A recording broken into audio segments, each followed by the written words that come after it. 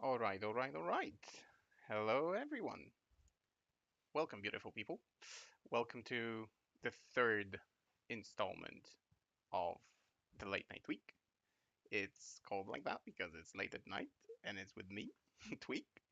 And yeah, today we will be talking live. It's your live experience of the Contact Boss podcast. As you've probably seen, if you have seen my adverts, the poster that you can also see on the screen, today we will be focusing on another topic that not necessarily made the cut for the main episode of Contact Lost during the week. I think this week we will be having some amazing guests talking about the Goonhammer GT. Uh, so for a longer while, we intended to create an episode about tactics, about how do you approach the game, um, from the uh, concept of a list to actually playing the game, and what do you need to take into consideration about every single aspect of the game. So we start with list building, and I know that the last episode was a little bit long. I mean, mental health did require a lot of time to talk about. I had a lot of stuff that I wanted to share and a lot of views that I wanted to present to you. Today, I'll try to make it a little bit faster. So yeah, without further ado, let's get into it. So list building is key for uh, a successful game. Today we're going to focus on a singles tournament. I think I might create a separate episode for team tournaments because there's a lot more to take into consideration in a team composition. Today we talk about singles events and the thing that a player needs to consider when they are building a list for a singles event. So, you know, where do we start? If we want to build a good, successful all-rounder list, first thing that we need to do, the most important thing to do, is research. And the research, although it doesn't sound very encouraging, especially to a new player, but this podcast is also aimed at new players entering the game, learning how to play it. Research is key because without it, you won't know much about the event, you won't know much about the setting, you won't know much about your opponents, you won't know much about anything that you can expect during a tournament. So let's start with that. You need to do research. And what can we research? So as you can see here on the screen, I'll be showing you some stuff that you should consider when you build a list. Let's start with number one, the rules pack. It sounds weird. Why would you want to look at that? But it's actually quite basic. Um, and it's quite important to know what you are signing up for. So on the screen, in the slide, you see an excerpt from a description of a tournament, of a rules pack from a tournament in Poland. And you need to know what the tournament organizer are expecting for you, not to get banned from the tournament or to prepare properly. Of course, it's very basic information. Most more seasoned players know this. It's not a surprise. But to a new player, this might be something that is crucial because you might want to build your army with units that you love, units that you care about, like, I don't know, some legend units. But there are tournaments that ban them just because they are maybe older models with older rule sets that could be, damaging to the game or to the overall experience. So make sure that you read the rules pack because the rules pack will tell you how many points. It will tell you if Forge World is allowed, which, for example, in Poland a couple of years ago wasn't a thing. I think only the advent of 8th edition introduced Forge World to the game in Poland. Abroad, probably this was more common. But as I said, Psychic Awakenings might be so previous like additions, additional books could be banned. The rules pack also tells you what the cutoff date is, so whether you are allowed to use the most recent rules that came out. You might want to think, the recent, I don't know, Imperial Knights book, I'm taking it. But your tournament organizer could think, no, I'm not going to allow it until there is an errata, an official FAQ release.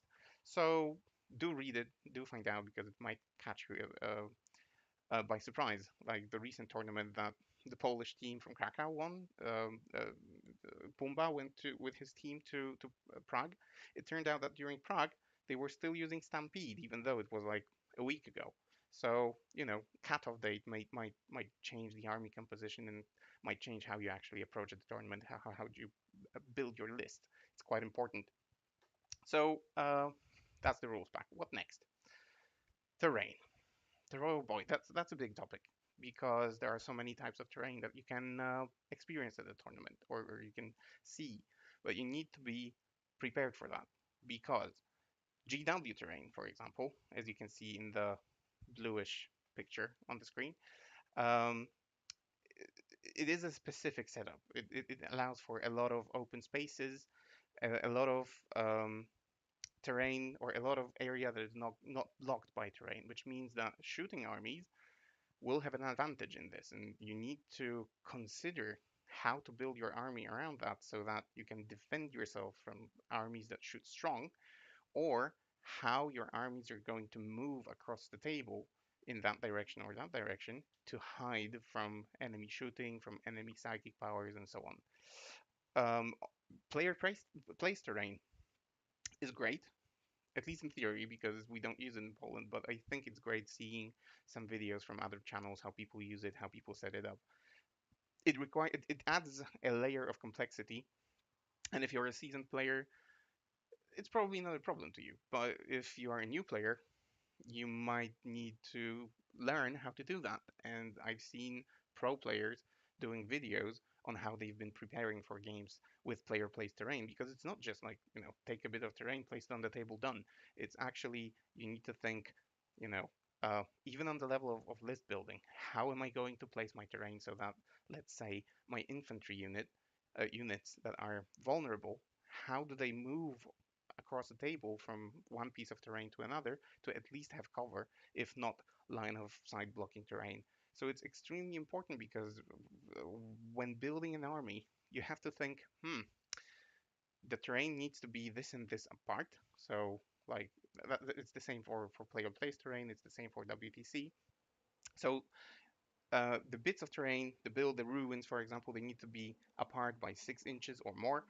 And then how do I cover those 6 inches? Maybe sheer infantry is not the best kind of units to take for this kind of terrain because I need something that moves faster. So maybe jump pack units. That's why Vanguard veterans were so popular, because with their jump packs they could move 12 inches and they could cover that distance and just basically remain hidden even after movement. So that's a thing to consider. Another one, how do I move my bigger units, my transports, my knights, or like in my case, when I went to Krakow Arena, we were playing WTC terrain. WTC terrain, as you can see on the right, that's a picture of typical WTC setup. What this means is WTC tables tend to be extremely terrain dense, or they have like dense terrain, sometimes with very small openings. This table probably doesn't show that very well, but there are tables that have a ton of terrain. I went to Krakow with two um, hero duels, and they have a huge round base. Guess what happened? When I was preparing for the tournament, I didn't really think about it because with my friends, when we were playing the game, we would spread out the terrain. We didn't have enough terrain, so we tried to spread it out on the table so that it covers the table evenly. But there were fewer terrain pieces than at the WTC table. So what happened at the tournament? I needed to run to Pumba, who was the main TO, to ask him whether a Hierodule can actually pass in an opening, because on paper it looked more or less so. On the table, I wasn't sure, but I wanted to be fair towards my opponents, who all said that I can. But I was still, so like I wanted to play so much according to the rules that I asked the TO, and Pumba pulled out a calculator and started calculating whether the hero duel can make it through the terrain or not, and it turned out that it can't. So in, I think, 3 out of 5 games that I played, my hero duel was stuck in my deployment and I couldn't go out, which could make your day miserable if you think about it, because you're bringing your favorite model, but they cannot move across the table. So terrain is extremely important. Also, such very prosaic, simple things as, am I able to hide my units, for example, in deployment? Because that might be problematic if you're feeling like, I don't know, a big demon, like a keeper of secrets, or like a hive tyrant with his wings going upwards or something like that. So if you don't want to be shot off the table turn one, make sure that you take units that can hide behind terrain. But in order to do that, you need to know what the rules for the terrain are. And then most tournament rules packs, like WTC, for example, and I'll be talking mainly about WTC because this is what we play in Poland. As you can see, they have a certain standard of terrain with taller ruins, lower ruins. It says specifically what can hide behind them, what cannot.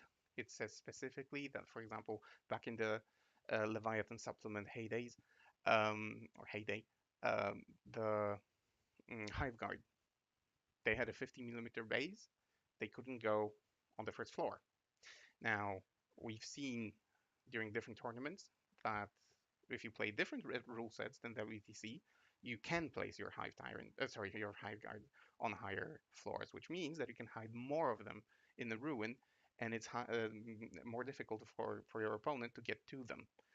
In WTC, you cannot do that. So it suddenly turns out that you have to place a unit of 6 Hive Guard. Of course, they are not a threat now, but they used to be.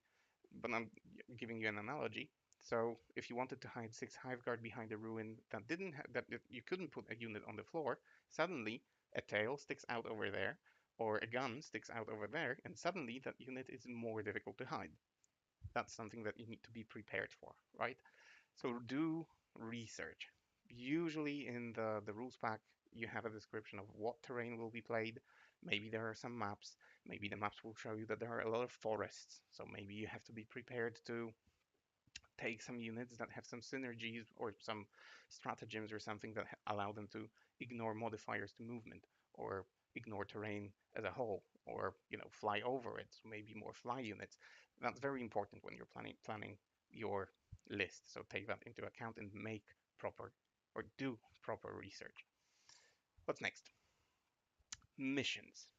Again, this might sound trivial, this might sound obvious, but certain missions require certain units to be completed. And as much as this sounds simple, let's have a look how it works. So one thing to consider is what unit sizes best fit the mission. And what do I mean by that? In the new chapter approved, there are missions that require you to roll dice in order to see if the mission is done successfully or not, if you have fewer than an amount of models. So you will see, or yeah, or you cannot complete a mission if you have fewer than 3 models, like engage on all fronts. But you can have, I don't know, retrieve Nachman data or something like that, where you need to roll a die if you have fewer than 5 models. And a couple of times I failed miserably, especially playing on TTS, where TTS has, you know, wonky dice situations. I had my units of 3 warriors, and I haven't been able to succeed, uh, retrieve Nachman data 3 times, or like 3 turns in a row, because I rolled something that wasn't in my favor. So yeah, so this could like kill your secondary score. So make sure that you look at the unit sizes. Some units, some, like, I don't know, Vanguard, not Vanguard veterans, but let's say, what are they called? Um, the Blade Guard veterans. They come stock standard is 3, or something like that. So think, if you want to take 3, will you be able to do the mission? To do the mission, you know, have a think about that, because 3 might not be enough to choose that mission. So this might impact what missions you take or what secondaries you pick during the game. What types of units best fit the mission? So again, when you think which secondaries I'm going to pick during the tournament, you need to, at list building level, you need to take into account what the missions actually require.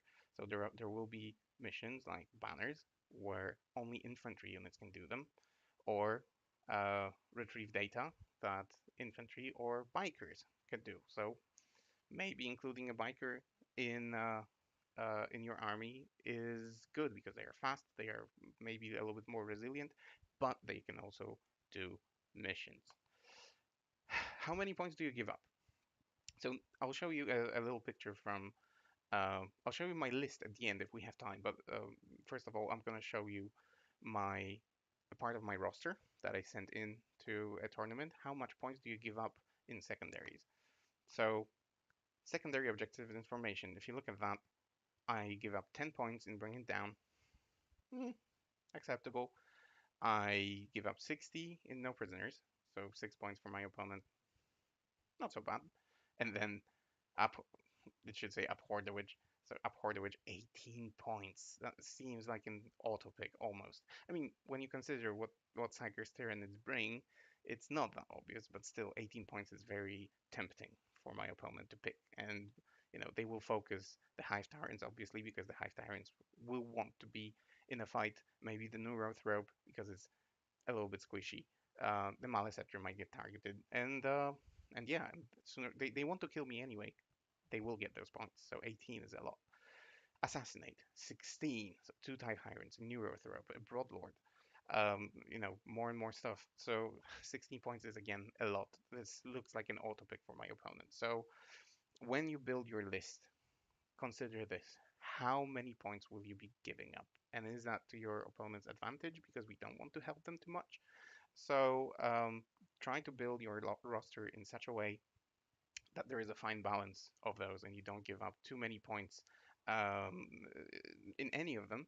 So your opponent has a tough time picking his secondary. So it's not only about scoring your secondaries, but also denying secondaries to your opponent or making like giving him a hard time when he picks his secondaries because if you have 10 10 10 10 10 everywhere, it's not really that tempting. 10 is okay, but if someone wants to win a tournament, they definitely need more than 10. So if they see that you give up 10 here, 10 here, 10 here, they might not opt for this one, and it's good for you. um, Considerations about primary missions. So again, when you build your army, you have to ask yourself a question: do I need OPSEC? So do I have OPSEC? Am I bringing troops, or can I do without troops? Is there any other way how I can give myself OPSEC through auras or like again Tyranids? They have other options to give themselves OPSEC, and also the other way around. Can you deny OPSEC? So maybe it's worth looking for options where you can take away OPSEC from someone, like the it itches rule for the parasite. And sorry, I'm using a lot of Tyranid examples, but that's the army I play currently. So we have the parasite, and the parasite has a rule that allows it to take away OPSEC from something. So how can you use that to your advantage? Or any other OPSEC shenanigans. So how many, like, do I have any rules that allow my model to count as 5 models, for example? So knights in here, the little knights with OPSEC, the bigger knights counting as a couple of models. How do I use that to my advantage? What is the perfect balance of uh, units with counting as many models or OPSEC? Remember that in this edition, OPSEC works like this, that it's enough to have one model with OPSEC on an objective, and then if your opponent also has OPSEC on the objective, it's enough to have one model that has OPSEC, and then you count the amount of models that you have on the objective independent from the fact whether they have OPSEC or not. So you could have one, I don't know, Space Marine intercessor that has OPSEC, and then 5 Vanguard vets, and you have OPSEC with 6 models. If your opponent has just one, uh, let's say one knight that counts as 5 on the objective, you still have more. So you know, how do you make or get an advantage out of that? You need to take that into consideration. What else? How to ensure unit survivability. So the you can take an objective, but in order to score it, to score primary, you actually need to be on that objective in your command phase in the next turn. So how do you ensure that that happens? What units do you bring, or how do you make your units more survivable, more resilient to have that staying power to be able to score points? So you need to take into consideration the durability. So units with higher toughness, good saves, invulnerable saves, or maybe feel no pains through spells, stratagems, or anything else. Maybe they have some innate rules that are good. So first of all, durability. That gives you that staying power. But then maybe you have some rules that give you the possibility to arrive late on the battlefield. And you can combine that with the OPSEC. So like you could have Gene Stealer Acolytes, for example, who can appear very close to the enemy, appear on an objective if the opponent, like in third, fourth turn, if the opponent is not careful, then he leaves some space, and you can appear very close to the opponent, and suddenly you deny him his own primary. And in missions where you need to hold your primary to get some sort of bonus, that is crucial. It could be game changing for you to jump on that objective, even if that unit dies. If you have plenty of cheap units that can do such stuff, it could be very powerful, and your opponent might underestimate it, especially in Gene Stealer's army. Not many people know how to play against it properly. So, yeah. But also, like late arrival, I mean deep strikes. So, I don't know, drop pods that allow you to start off the table and come at the end of any movement phase, including the first one, which is very powerful. Also, drop pods.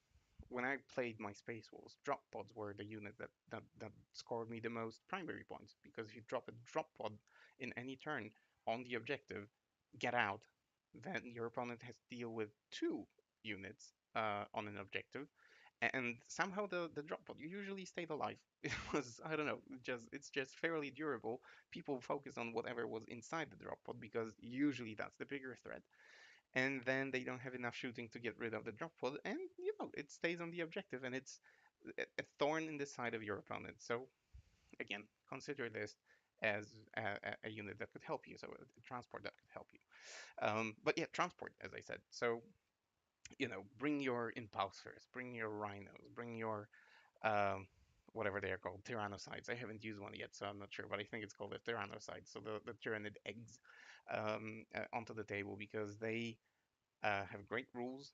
They grant you the staying power. It's a good delivery mechanism for your key units without that protect them from dying. So we don't see enough transports in the game. I feel so. Do consider bringing them because they might be game changing nowadays. Uh, okay, so those were the missions. How do we play them? Now moving on to the meta. So there are a couple of things that you need to consider about the meta. Some are more obvious, some are less obvious.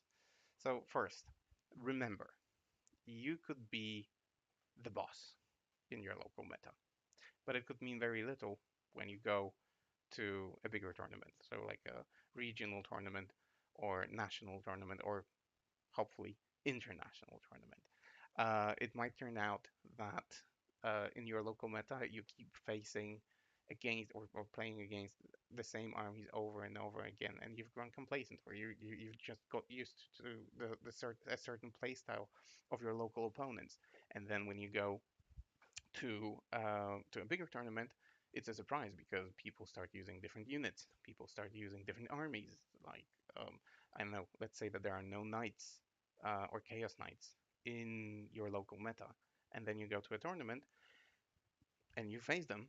What do? You didn't bring any meltas. You didn't bring any, I don't know, other strong equipment, thunder hammers or what have you. Suddenly this becomes an issue because your strength 7 weapons do not really do that much against toughness 8. So your local meta may differ from the other methods. So make sure that you do research again, as I said at the very beginning. So uh, read up. There are so many publications. Yeah, there are various media outlets like Goonhammer, like Reddit, like forums, discords, and so on. Try to stay up to date. I know it's becoming ever more difficult to stay up to date with all the releases and so on, but the general gist of what is going on in the meta right now is probably beneficial for you. It's probably good for you to know, uh, so you can plan accordingly and arm yourself fittingly to be able to tackle everything. So yeah, make sure that you read those media outlets. But point three, don't rely heavily on battle reports. I know battle reports are fantastic, for example, to watch when you paint your armies. There are charismatic celebrities who present them, etc. But mostly they are made for fun. They are made to show off cool looking units. They are made to show off some ideas, to try some units that you wouldn't probably see in a competitive environment. Remember, we're talking about competitive environment. Battle reports field cool stuff, right? So be careful. Don't rely. I mean, of course, they could be a source of inspiration. By all means, don't stop watching them, but also take them and the content with a pinch of salt, because probably they are not the most competitive um, sources of information that you could get. Yeah, MetaWatch. So follow even the GW MetaWatch is okay, but Goonhammer and Reddit probably provide more comprehensive information. What's next? Phases of the game. So when you play, think how your army is going to behave in different scenarios during different phases of the game. There are a couple phases during the game, and you should know what your armies cannot do, and what your opponent's armies can and cannot do during the game. So let's start with the deployment. Things to consider when building an army. Number one, do you want to play aggressively? What do we mean by aggressively? Do you want to deploy on your deployment zone line and charge towards your opponent? Do you have units that can do that? Do you have units that have both the speed and the staying power to do that? Like recently, I've seen a list of, I don't know, like 12 Carnifexes or something like that. That's a list that I would probably play aggressively. I would put them on the deployment line because you have like huge target saturation. You have a lot of models, and your enemy needs to pick which one they are going to deal with first. And if you have like 10 or 12 of them, wow, that is something that is a challenge probably. So can you afford to play aggressively, or do you have a squishy army that needs to play a more defensive style? And then defensive style probably would mean that you are going to hide behind terrain. You are going to use line of sight blocking terrain, so probably bring smaller units that can fit into that terrain. Bring characters that give out protective auras or buffs or something to maybe to your saves, or give out feel no pain or something like that. But when you think about that, when you think about those buffs, make sure that you know how to deliver those buffs. So how will your units interact with the terrain? Again, that's coming back to that point that I made earlier. Terrain and knowing the terrain during a tournament might be key. So if you know that, I don't know, you've been training at home for WTC terrain, but you know that you will be playing in a shop that doesn't have a whole lot of WTC compliant terrain, you might be, you know, disappointed or surprised in a bad way that suddenly your army plays differently because the terrain is different. Because they have, I don't know, at home you don't use forests, but you go to that shop and they have a shit ton of forests, for example, and suddenly your army is slower because of that, because you didn't account for it. So how will my units interact with terrain? Remember, if you have psychers who need to run across the table, psychers, unless you equip them specifically for that purpose, are usually quite slow. I'm not talking about Tyranids, I'm talking about other armies. They are usually quite slow, but your punching units usually try to get to the target faster. So be sure that you build your army in such a way that your buffer can chase the guys that are supposed to be hitting stuff. Because many a time it happens that you move your buffer up, you move the unit up, the unit then charges, leaves the buffer behind, and he's like, ah, he's dead next turn. So you need to plan for that as well. And that's at the level of army building. So give your librarian a jump pack, or something along those lines, to make sure that they are not slowed down by terrain, and that they end up in a place where they don't die immediately after doing that one thing that you brought them for. Things to consider, yeah. So ranges when you're shooting, if you start in a far deployment, will you be able to reach your opponent? How much do you move up? Will there be penalties when you shoot? So when you shoot through a forest, when you shoot through a vent, or something similar, you know, how to mitigate that? Can you ignore or shooting modifiers, for example? Yeah, that's a thing uh, to consider. Recently, I think I mentioned this. I played against Vitalis, who played the new Knights, and he deployed his Castellan behind terrain. Boy, did that Castellan have a difficult time to go around it, see my units that were all hidden behind another piece of terrain. Knights are now, or seem at least, much slower than they used to be. So if you cannot go through walls, if you need to go around stuff, you need to think when you deploy how you are going to move them. Are you going to be exposed? Can you afford to be exposed? You know, maybe bring, well, if you're playing knights, you're not going to do that. But if you're playing any other army, you know, maybe focus on infantry if you know that the tables are going to be very dense. Yeah, can you ignore terrain? So either rules that allow you to ignore terrain in movement, or when you shoot. Now, no-loss shooting probably not as good as it used to be. Maybe it will come back at some point, but still, there are weapons who can, that can ignore terrain. Is it worth to take them? Is it worth to include them in the list? That's something that you need to have an answer for. Can you redeploy?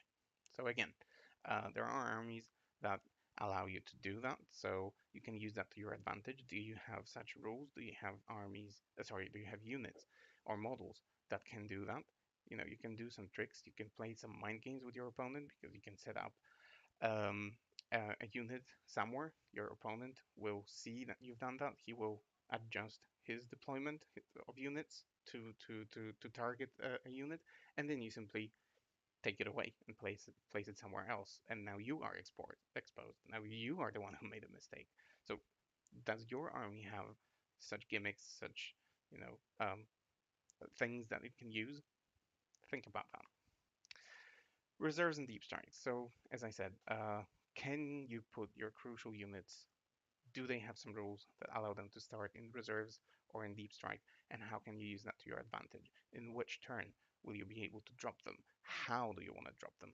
So again, for example, with Tyranids, you can use a Maulock to, I don't know, in Behemoth, give it OPSEC, appear a couple of inches away from your opponent. Suddenly there's a Maulock on your enemy's objective in turn 3, and it scores you points. It denies primary. It's an incredible model to do, incredible tactic to use. Gene Stealer cults can do the same.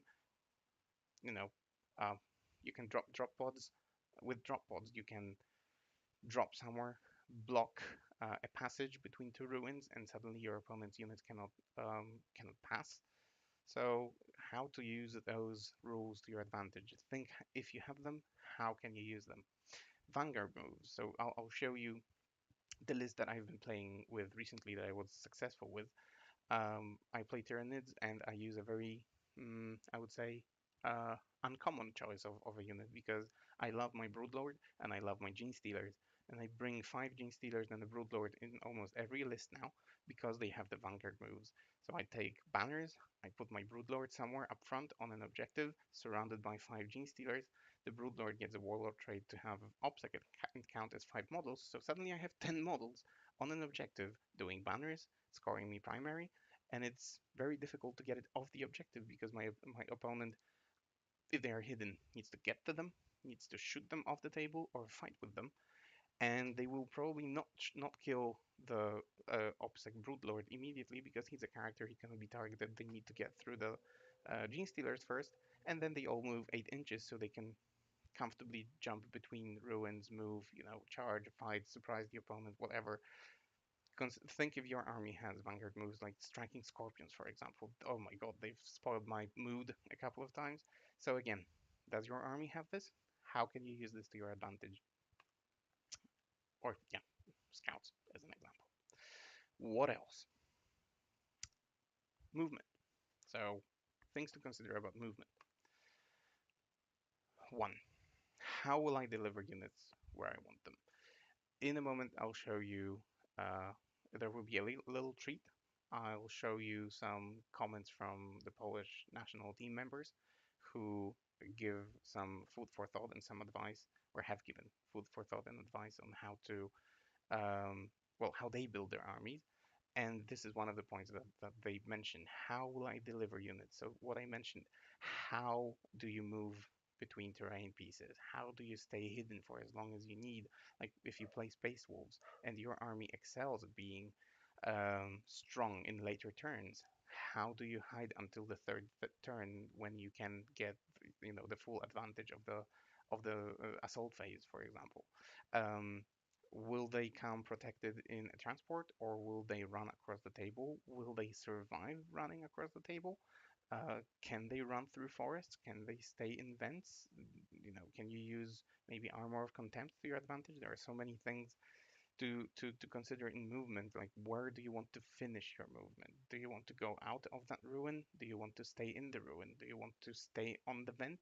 Or do you want to stay on the objective? If you do, in the open, will you survive? Many things to consider on a list building level. Do you have bonuses to move, and if so, which units? So there are units in the game that can go faster, move quicker, fly further, and so on. So does your army have those? Can you use them to your advantage? Does it have any rules that your opponent doesn't have that give you even the smallest advantage? Have a think about that. Again, benefits of appearing at the end of the movement phase.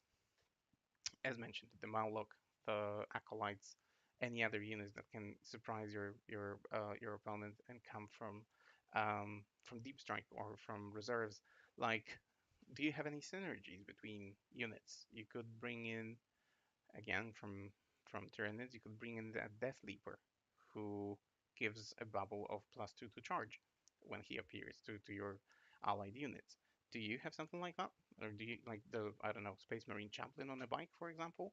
How do you move him so again so that he can give the bonus to charge from his litany at the same time?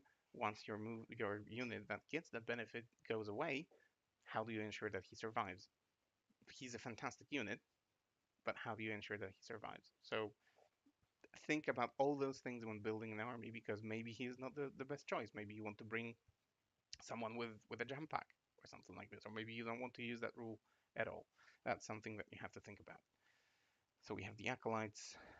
Do you have any out of phase movement? So I think that doesn't apply to many armies, but I think the Eldar and their battle focus now, it allows them to move out of phase, and anything that is out of phase, any rule that allows you to, or used to allow you to, shoot twice, fight twice, move more, move twice, is extremely strong.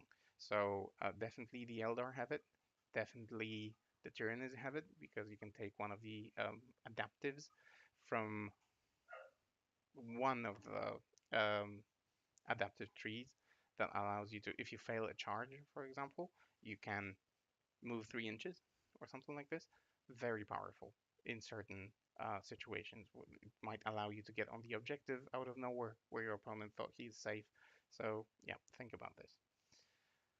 What else? Psychic phase. A couple of questions that you need to ask yourself when building a list. First of all, do you want to do psychic missions? There are certain psychic missions, like psychic interrogation, that seem fairly easy to do, especially that um, it has a long range and you don't have to see the opponent because it's like 24 inches. So, do you want to take that risk and see if you face an army that also has psychers? That's always a risk because they could deny your power. There are armies that deny your powers on a 4 plus or something like that. So, are you comfortable with doing those psychic missions? Think about all those things on the list building level, because again, it could define whether you score those points or you don't. You might want to drop psychic missions completely and go for Abhor the Witch. Think if it's worth to bring that one librarian with a couple of spells, um, if this blocks you from taking up Horde the Witch. So um, you know, win some, lose some. You need to decide. But all this happens at list building level. Are my spells line of sight agnostic? So can you cast spells from behind the ruin? What is my range? Do I need to see? It's extremely important, because if it turns out that you have spells uh, that, I don't know, Psychic Fortress or whatever it's called, where you need to be very close to your opponent, like 3 inches away from your opponent, first of all, the spell needs to go through his psychic defense, and then you probably need to take into account that you're going to lose that psyker. But any other spells, again, do you have to see how will that define the movement of that unit? How will that define the placement of that unit? Where will that unit end up once the rest of your army goes forward and charges? A lot of stuff to consider, and maybe you'll come to the conclusion that it wasn't worth to uh, to bring any psychers at all. But it might be too late, and you regret that after the second or third game when the same happens and your psyker doesn't do the job and dies and blocks some secondary points. So exactly how will I deliver the psyker to where I want him? Um, a librarian with a jump pack, or a farseer on a bike, a warlock. Maybe it's better to put him on a bike to get to where we want him, to keep him safe, to keep him within distance, but also out of harm's way. So it might cost you a couple more points, but it could, make the like a night and day difference between the quality that this unit can deliver. Are the ranges of my spells matching my playstyle? Exactly what I said. So how far do you need to stay away to be able to cast that power? How far do you need to stay away to deny that power? Also, if your opponent is I don't know, Grey Knights or something like that, probably he will have secondaries, or Thousand Sons, he will have secondaries that rely on casting. Can you deny that? Can you deny someone else psychic powers? Where would you place your psyker? How would you get him there? Do you want to rely on him? Do you want to bring more psychers to deny his psychic powers? Is that what your army is going to do? You need to have a think. And how do I ensure my spells go off? Obviously. So when you build an army, when you bring a psyker, you want to maximize the chance that the spells go off, because your secondaries might depend on them, or killing the enemy or your unit surviving might depend on them. So can you get any pluses to cast? Can you cast on 3 dice and choose highest, or anything like that? Or cast on 3 dice, end of story. Do you have those rules? Do you have, I don't know, litanies, um, relics, anything that could enhance your casting? Read your codex again. There might be a situation that you've missed a relic that you haven't given a chance yet because you were, I don't know, following net lists or something. But if you see that that a net list isn't particularly working for you for your playstyle, read through your book again. You might find a relic that nobody considers, but for your playstyle, it's the ideal relic. So give it a chance. I might actually turn on a light. I hope that's better. After psychic, we have shooting. What to consider when building an army? First of all, ranges and profile. So that goes back to knowing the meta, knowing the tournament meta, predicting what armies you are going to face. Are you going to face a lot of toughness 4, so maybe you don't need to bring strength 8? Are you going to face a lot of knights and you need to bring strength 9 to be able to tackle that and wounded on 3 plus?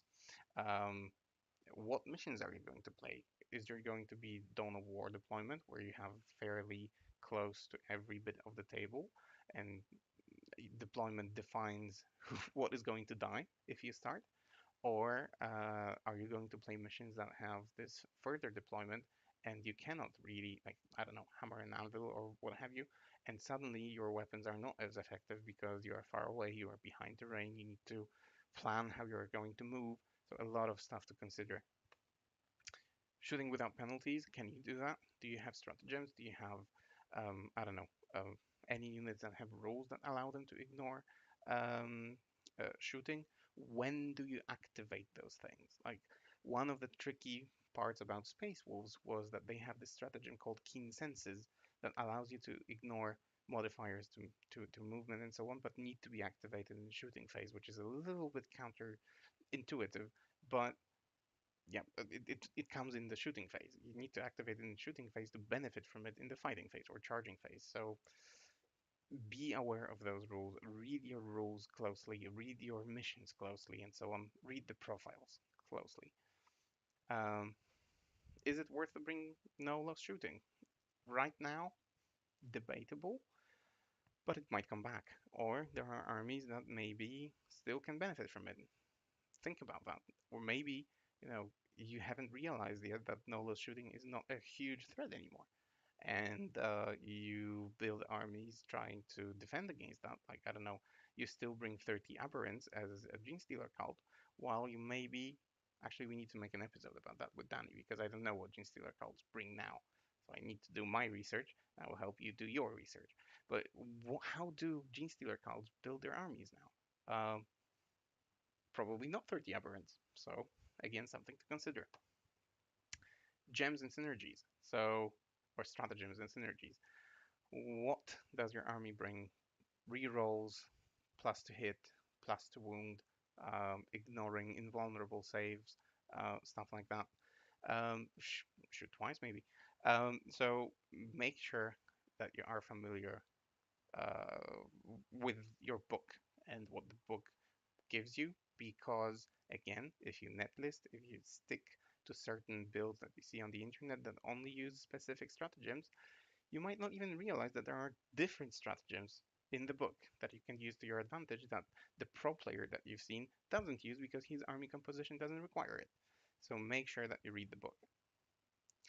Uh, a small note on flamers, because flamers can be helpful in a couple of scenarios, either as anti-air because they ignore minuses to hit, and they could be a good Overwatch tactic if you bring them. Like recently, I played against Crazy, a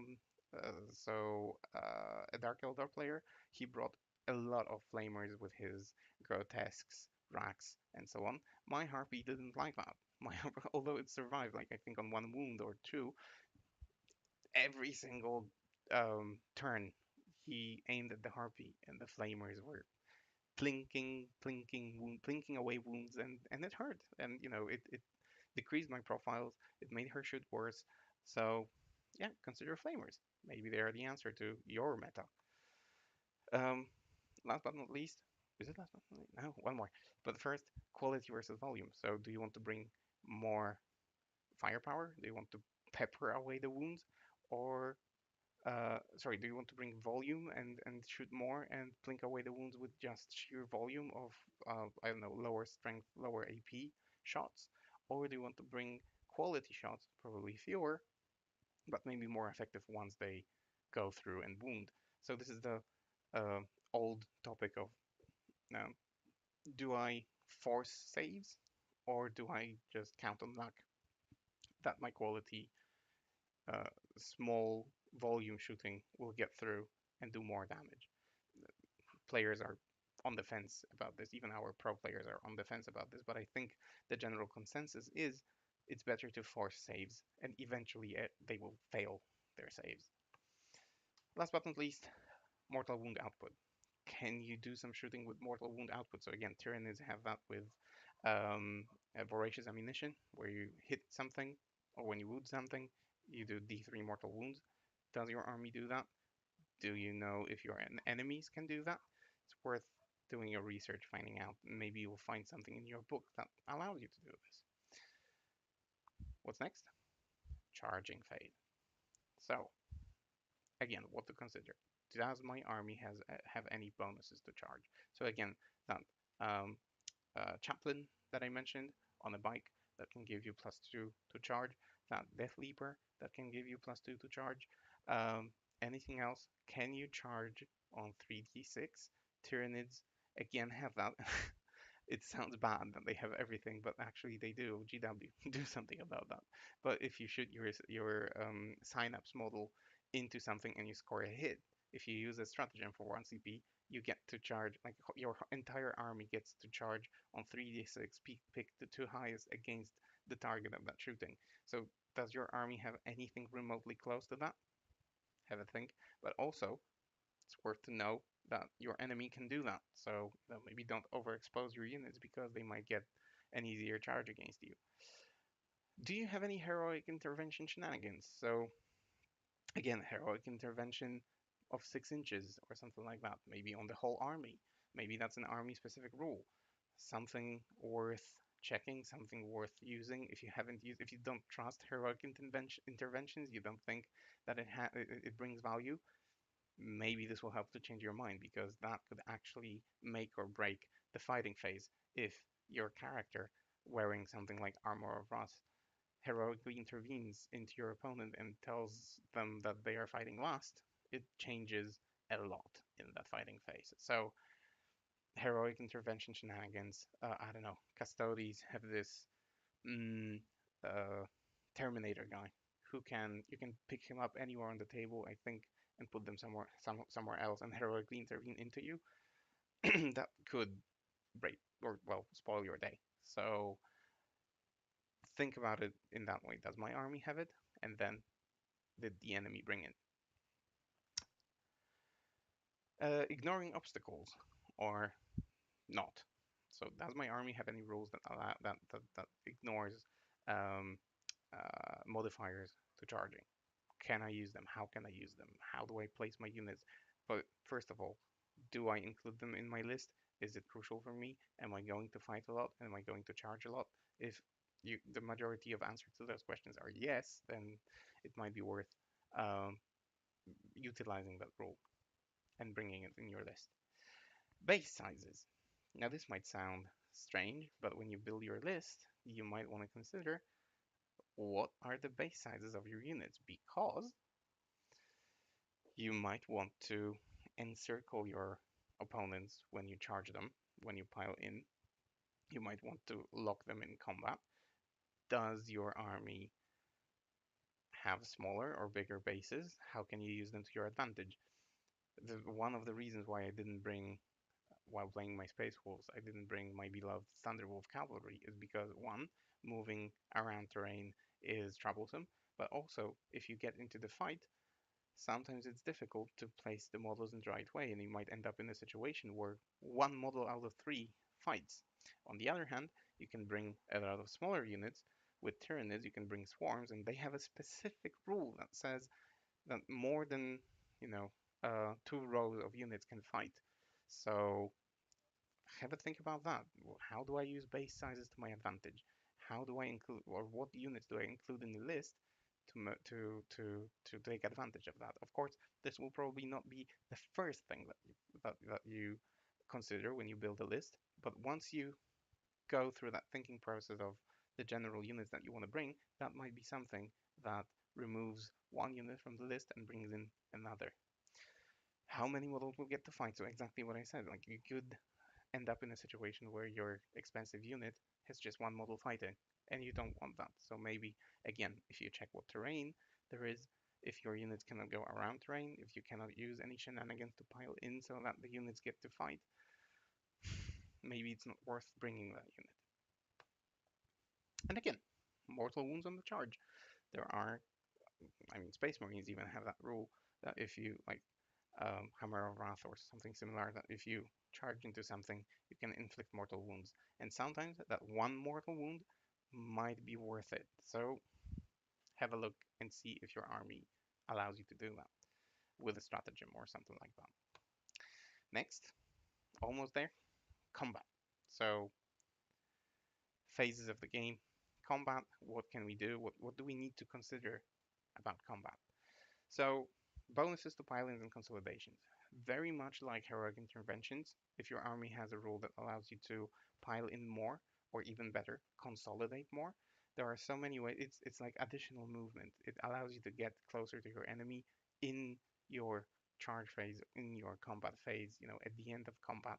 Even if you've charged something and the unit that you've charged got destroyed, you still get to move your units, with a like pile in and then consolidation, even though that unit is not on the table, but you move towards the closest unit. So it allows you to, you could get 6, 9 inches out of nowhere, out of the blue. So does my army have it? How can I use it?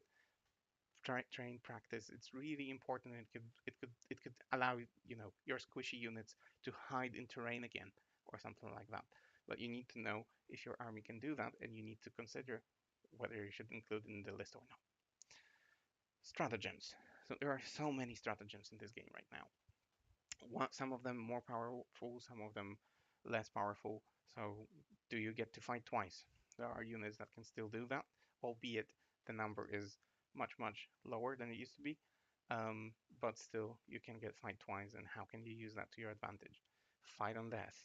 Like some armies get, some, like the entirety of the army can fight on death, which might be broken. But can you do that? Can your units fight on death? Which units can do that? You need to take that into consideration. Read those stratagems, read those litanies, read those spells one more time, because it might turn out that what scored you the most points is that fight on death stratagem that you usually forget about, your opponent didn't know about or forgot about, and suddenly you're taking him off the objective with your fight on death, or something like this. Exploding sixes, that applies to shooting, that applies to fighting. Do you have that? How can you do that? You know, do the math maybe before going to the tournament. Like statistically, what is the likelihood of you getting those sixes? How many can you get? Statistics will be extremely important in here. So do practice your rolls maybe. See, how many sixes can you get? How many four ups can you get? How many fives up? And so on and so on and so on. So do you have any pluses to wound, pluses to hit, pluses to whatever? Um, all that absolutely important in your considerations about how to build your army. Fight first, fight last. So again, does your army have that? Does it come in the form of a relic? Does it come in the form of a spell? Does it come in the form of whatever? If it comes in the form of a relic, like Armor of Rust, for example, what does the application of that look like? Because there are spells where you can just point at the enemy and say, "You will fight last." You have, I don't know, Dark Eldar need to beat your leadership, I think, to give you fight last. And there is Armor of Rust that you need to be in engagement range with something to give it fight last. So how does my rule work? You need to read through that before you include that in your list to not be badly surprised during an event. Again, quality versus volume, fewer attacks but stronger, more attacks but weaker. Which one do you choose? Which one to use in which scenario? You should think about that before you build your army. Should I bring units that have that choice? Should I bring units that have weaker blows, but they actually, I don't know, will kill by forcing saves? So yeah, a bunch of things to consider there. Um, Rerolls, classes to rolls, and so on. Obviously, how can I get them? Where do I place them on the table? Extremely important. And again, mortal wound output. So there are units that can deal mortal wounds when they fight. When does that happen? How do I protect against them? All of that, because you could be facing those armies that have those rules. How will I be facing them? Should I bring more feel no pain? Should I bring some other um, rules that allow me to ignore that stuff? Something that you need to consider when you build your list. And now, mm, specific army rules. So that's the last point of the things that you need to consider when you build your army. Think what your army can do and what rules of your army are, and how do you take advantage of them. So again, from the perspective of Space Wolves, you want to um, you are stronger on the charge. You are stronger in the assault phase. How do you build your army so that you survive until, so your crucial units survive until that third phase, but at the same time that you are ready to score missions, do primary, survive on that primary.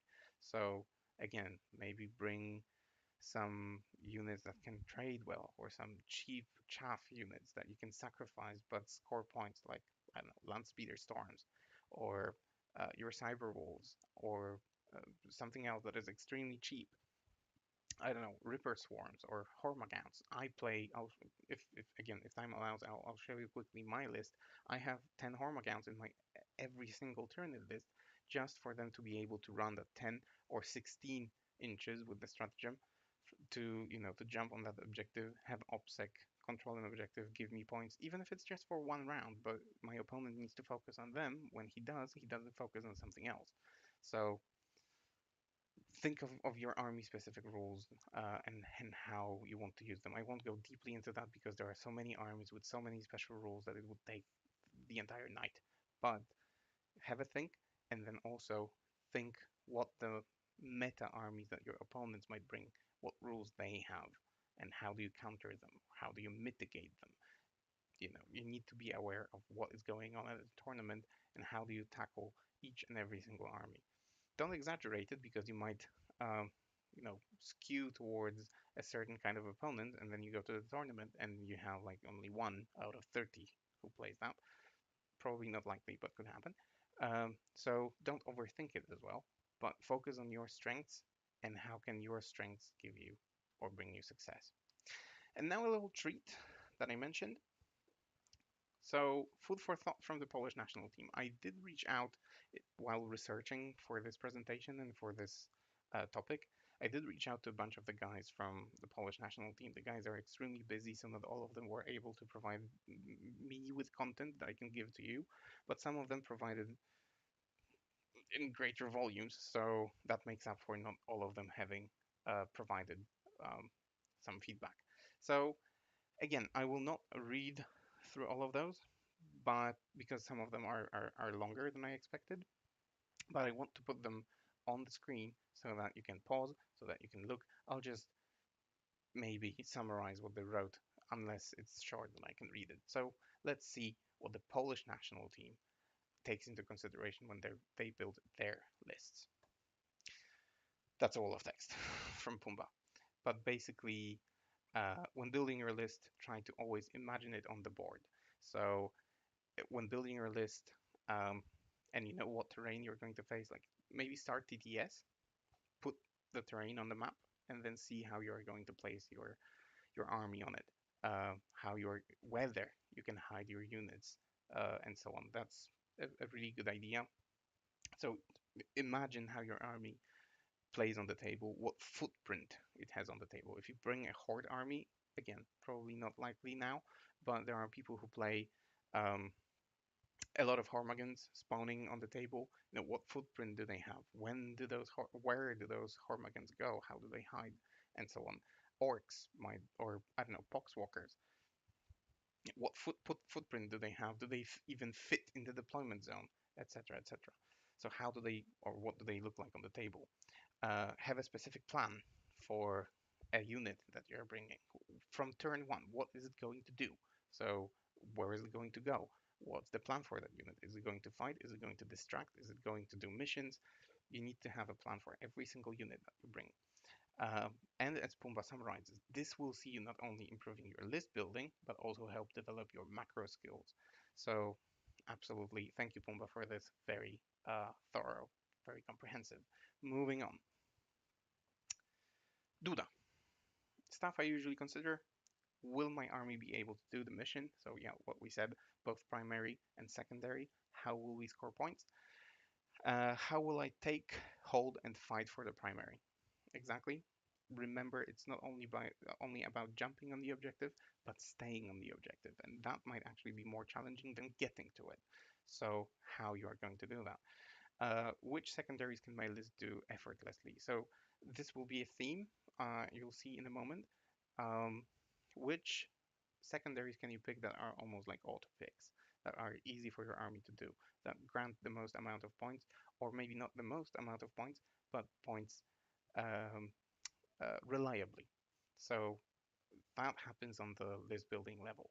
Which units do I bring that allow me to do that? Typhus. Typhus has a very interesting take on building armies because he tends to play, and he's known for that. He tends to play those non-standard armies, not necessarily the ones that are in the meta right now, just for the sheer joy of the challenge.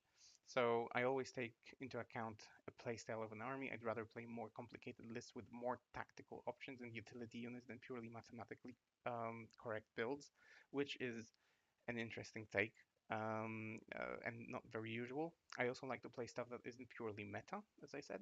Playing something out of the box gives you an advantage that opponents might not know all the tricks that your army has. Again, my uh, kudos to Gene Stealer Cult players because that is probably the most convoluted uh, and the least known army out there. And if you can play it well, like Danny, whom we will have on the podcast soon, I hope, you can score good points and get high in tournaments.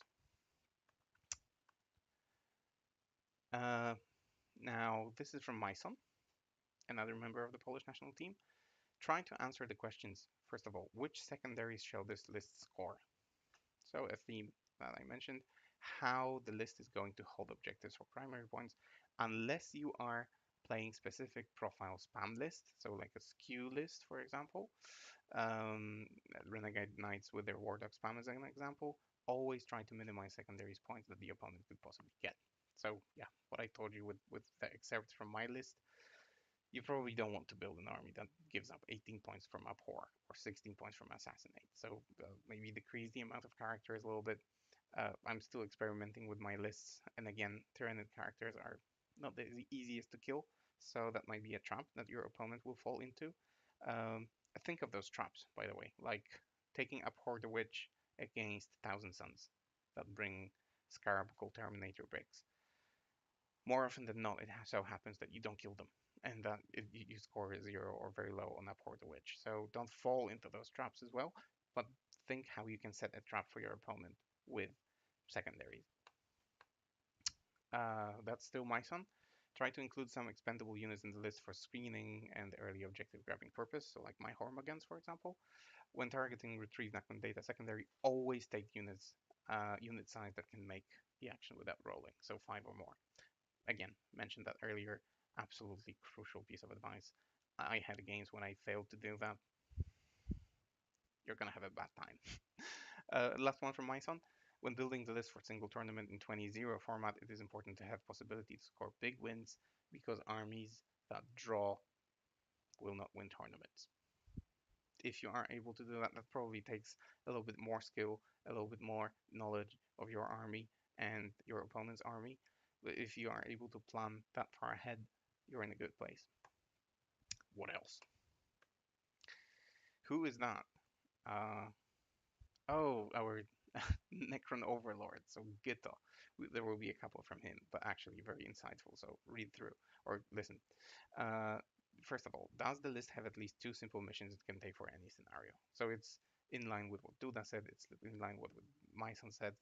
Um, that is why when I want to play banners, I always have 2 or 3 units I can sacrifice to do that. Don't be afraid to bring units that you can sacrifice. Don't be afraid of bringing those throwaway units that are simply there to score secondaries. It's extremely important to because there is this temptation to bring only the best units in your army. I once was scolded by Vladi about that. That I brought an army that only had quality about it, had no chaff in it. The problem of that was that my quality units needed to be sacrificed to hold objectives or do something else, which means they didn't do the job that they were supposed to do because they were doing something else. It broke my gameplay. It, Pumba just, you know, demolished me. I didn't score secondaries or I didn't kill enough. Don't make the same mistake. So when you plan your list, bring something that can do the mission so that your quality units can do quality stuff. Um, Next one. Think how a unit could be practical against meta armies. That's a really interesting example. Take Flayed ones.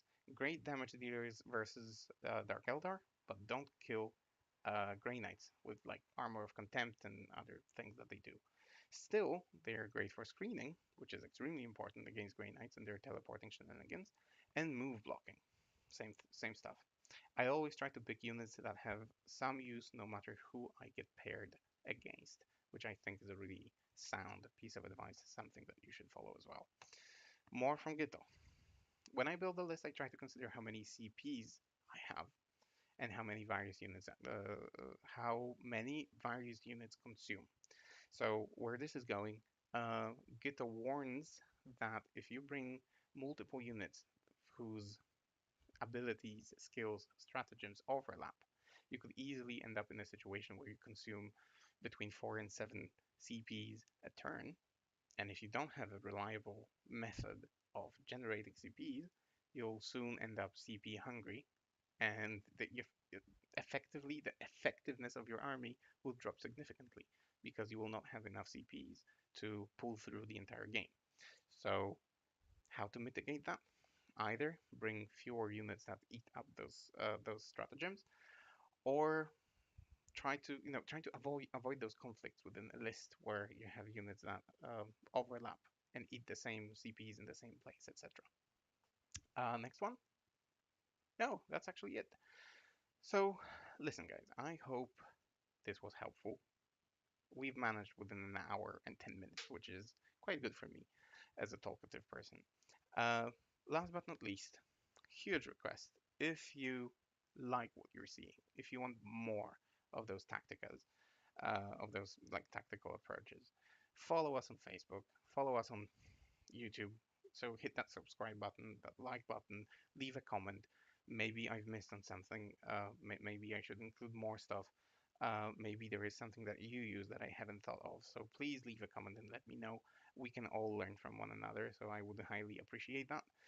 We are on Instagram where I post pictures and add visuals to also the parts of the podcast where there are no visuals. So contact lost, where the main issue where we mainly talk and we don't show anything.